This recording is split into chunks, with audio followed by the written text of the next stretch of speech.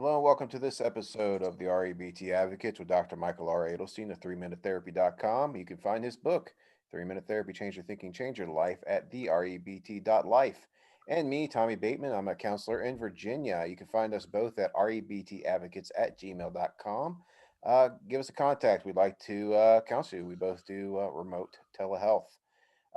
We had a question from a long-term viewer, and we're very thankful, Val. But before we get to it, Michael, do you have anything you want to say? Oh, yeah, I wanted to introduce myself. I'm Dr. Michael Edelstein. I have 40 years experience helping people with REBT, Rational Emotive Behavior Therapy. And you can find my practice link and my 3 Minute Therapy link, which is my book, in the description below. So you're going to get the benefit of two excellent REBT therapists. Right here, jam packed into one channel. So here we go. Here is the question. Hey, Tommy. Hey, Michael.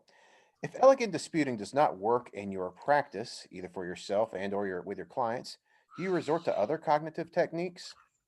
And he goes on to say, intellectually, I do agree with the premises in the four irrational beliefs, but only when the adversities are mild to moderate. If it's a strongly adversive activating event, I find it quite hard to sell to others or myself that this event should be labeled merely as bad or very bad and not awful merely because it doesn't score 100% on the bad scale. Same goes with human rating. If a person does continuously heinous crimes and has other undesirable traits, no remorse, etc., it's pretty difficult not to label him as a bad person. Of course, he might have a 5% good things, but this is nothing compared to his other traits, which dominate his character. By the way, why must or who dictates that the world would need to come to an end so that something can be interpreted as quote unquote awful? If others or I die, then I would consider that as awful. How can someone not think that genital torture is not awful just because it's not 100% bad? Who would come up with such good points? Who would come up with good points in such an event? I think that's absurd. Best wishes, Val. Michael, you first. Okay, thanks, Val, for another great question. And you started by mentioning other cognitive techniques.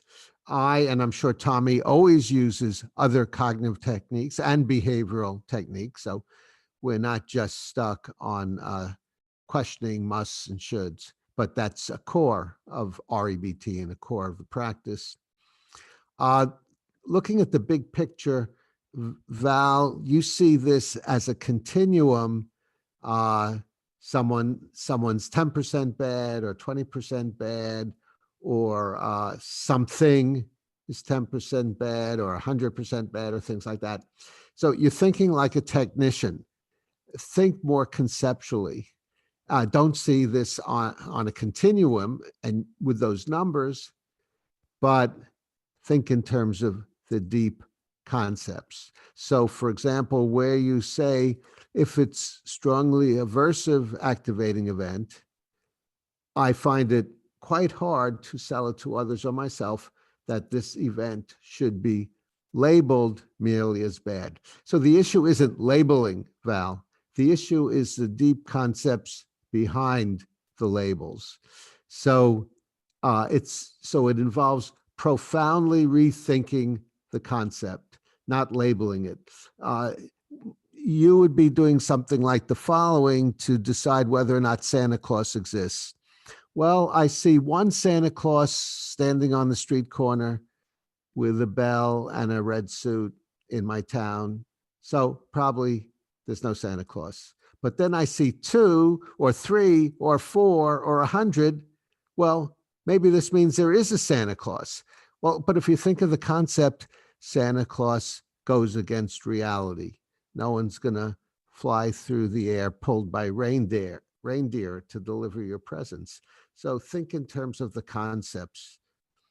Yes, indeed.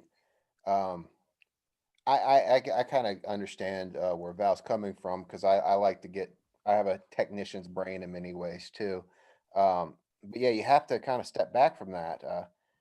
He mentioned the same goes for human rating. If a person does continuous heinous crimes and other undesirable traits, no remorse, etc., it's difficult not to label them as a bad person. But the thing is, where where is it set in stone that this person's behavior is heinous? Absolutely. How did you get to that definition? Um, of course, religiously, I come to a definition because you know, I believe in a God that can give an objective measure. However, on the human level, I can only say I don't prefer or I dislike something. Uh, um, so I cannot, and if I only not prefer and I only dislike things, I can never label somebody as bad in an objective sense. I can only say I really dislike that person because where is the evidence on the human level that this thing exists? So yeah, Yeah. it's So build, if I may build on what you said, Tommy, yeah, uh, when you decide someone does 5% good things or 10% good things, that's not objective. It's in yeah, the mind of the beholder. I went for a run this morning. I ran on the street, not the sidewalk, just because I enjoy running on the street more. But a driver driving by me might have thought that was a bad thing. Run on the sidewalk, you can get yourself killed. Or hmm, if I run on the sidewalk, then someone walking along the sidewalk may think there's not enough room on the sidewalk for you to be running on the sidewalk. But I thought I felt good about my run. I thought it was a good thing. yeah, So these things, rating goodness and badness, even of an act, is not objective, much less rating an entire person. So indeed, again, Val, you're missing the big picture. Also, humans are a process, always changing. They're not a product. So to rate one of their acts and then rate their total person doesn't make sense because they're always changing. A stark example is the case of Nathan Leopold and Richard Loeb, who in the early 20s decided they're really brilliant guys. So to prove it to themselves and everyone else, they were going to commit the perfect crime. So they uh, settled on this 14-year-old boy and they murdered him. And they were caught, of course, and tried and sent to prison for life. But in prison, Nathan Leopold reformed himself. He studied social work, got a social work degree in prison. He reformed the prison and the treatment of the prisoners in the prison. When he got out, so he got out early, he researched leprosy, studied medicine, and established a bird sanctuary.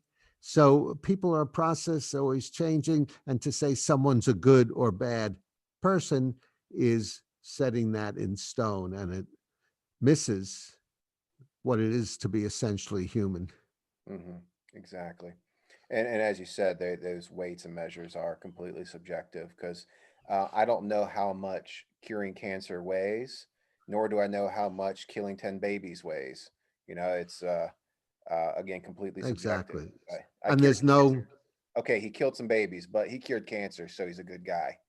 What are or you a gonna bad do? guy, because Yeah, some people decide murdering is worse than curing cancer, and yeah, other people decide it's the other way around. exactly, So, exactly. to summarize it from my perspective, what I would say is avoid thinking like a technician and in terms of numbers, but think more deeply about the concepts. It doesn't matter how many Santa Clauses you see on the street around Christmas time.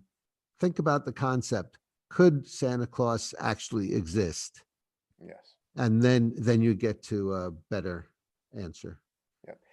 And Val, I like that you brought up the genital torture thing. I know that sounds weird, but I like that you brought it up because I like to think in extremes about these uh, um, concepts because it's easier to think, okay, if I cannot come to 100% awful, even though that's an inappropriate way of putting it, if I can't even label that objectively horrible, awful, 110% bad, um, if I can't do it there, then I certainly can't do it with I missed my meal. I'm hungry right now, or I really don't want to wake up to go to work today. That sort of thing. So it gets you think in the extremes to make, at least for me, I use it as a mind game to make the less extreme stuff a little bit easier and clearer. That's right. I agree. And another extreme case is Hitler.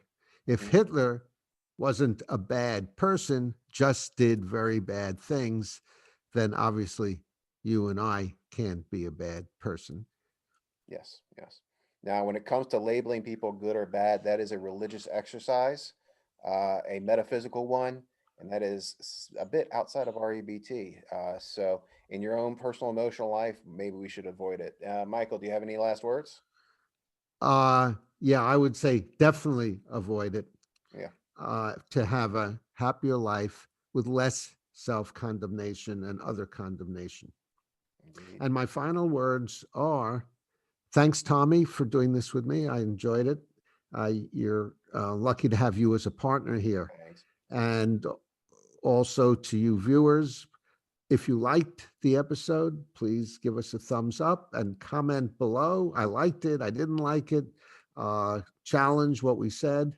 Suggest subjects for us to discuss, as Val does very nicely, and volunteer to be on with us. We'll cure you in 30 minutes or less. Donate to Patreon to help support us, and subscribe to the REBT Advocates to stay on the rational side of life.